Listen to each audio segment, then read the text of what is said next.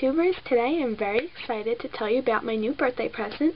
I just turned 17 on January 8th and I had really wanted a new brush set. I have a whole bunch of stray MAC and Eagle Tools and Essence of Beauty brushes hanging around in my brush cup, but I really wanted a new brush set. And, you know, if you went and tried to go buy all the MAC brushes, it would be $1,000 million. And then Sigma is even $100. But I have found the Sedona Lace Professional 12 Brush Kit. And a lot of people have actually been raving about this, saying it's just as comparable to Sigma, which is basically just as comparable to MAC. So, this kit set comes in like a leather case, so Sedona Lace on the front. You open it up, it's upside down, and you have 12 beautiful brushes inside. I'll explain each purpose of each brush and go through each brush, but I'd have to say I'm pretty happy with it. The only con, which isn't even a con, is that it kind of smells like fresh paint. I'm guessing because they just started coming out with these new black brushes. I'm not really sure. But, yes, so if you want to know how each brush works, stay tuned. Okay, so each brush comes packaged in a plastic packaging, which I haven't even taken off yet, and the 4 face brushes come with a brush guard, which is really good for drying them face down so you don't ruin the bristles. But they're really soft. This one is for powder and face. This is the 376.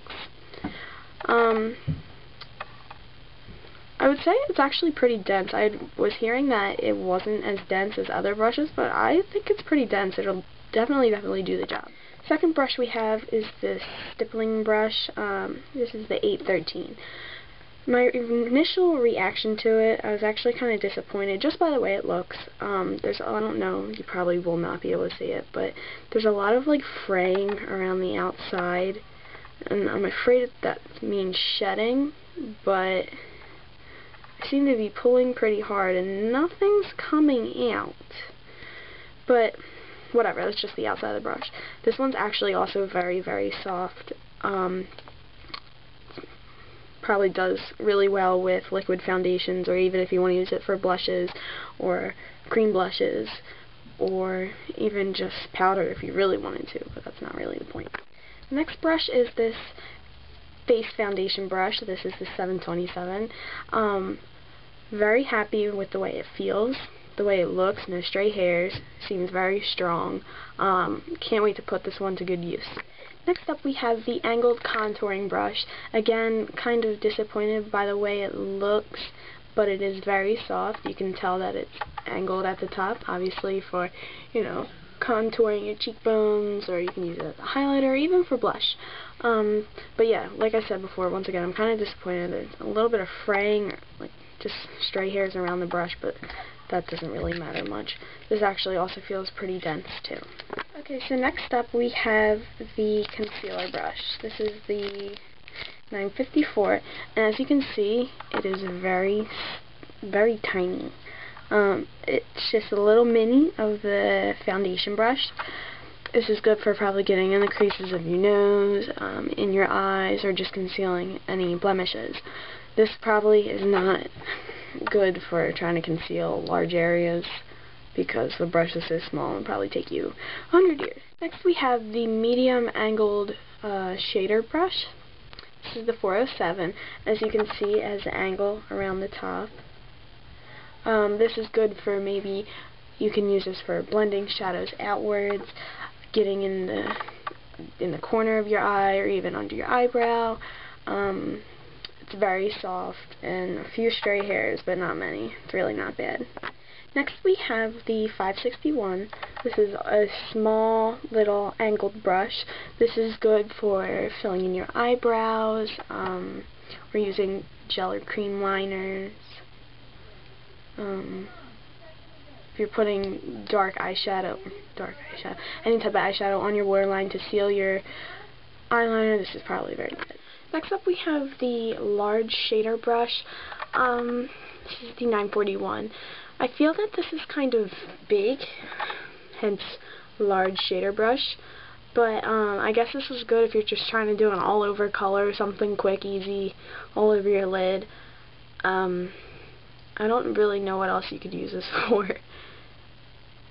sure you can find something good to use. But it's really, really soft.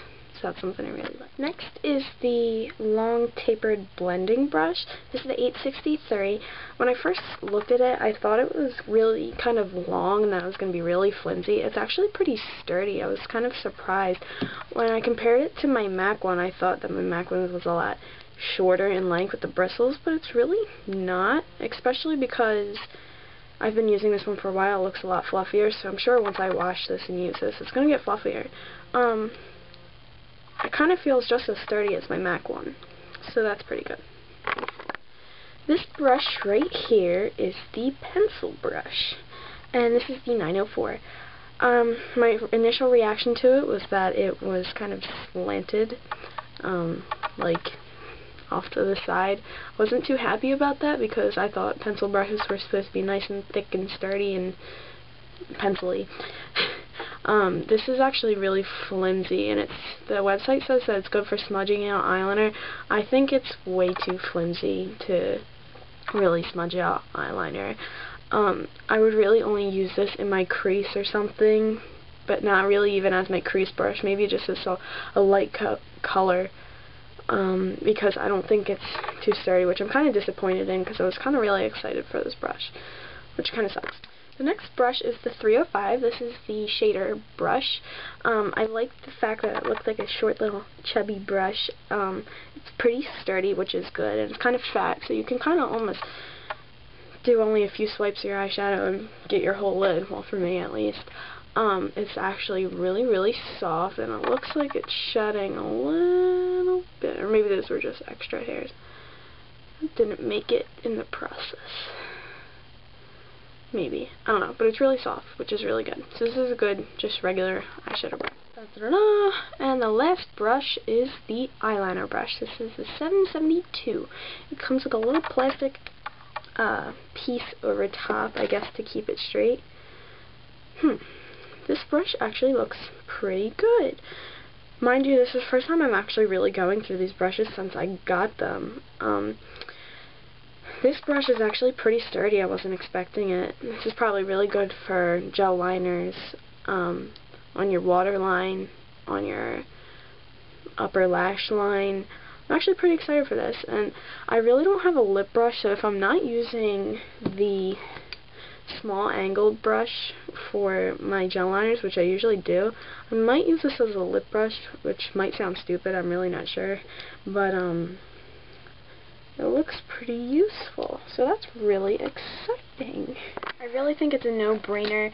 You can go to Sigma and get their 12 professional brushes for $99, and that's without the roll. And you can go to MAC and try to get all their brushes for, like I said, 100 million, bajillion, trillion dollars.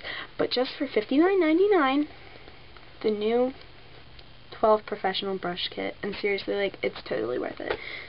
So I totally recommend this.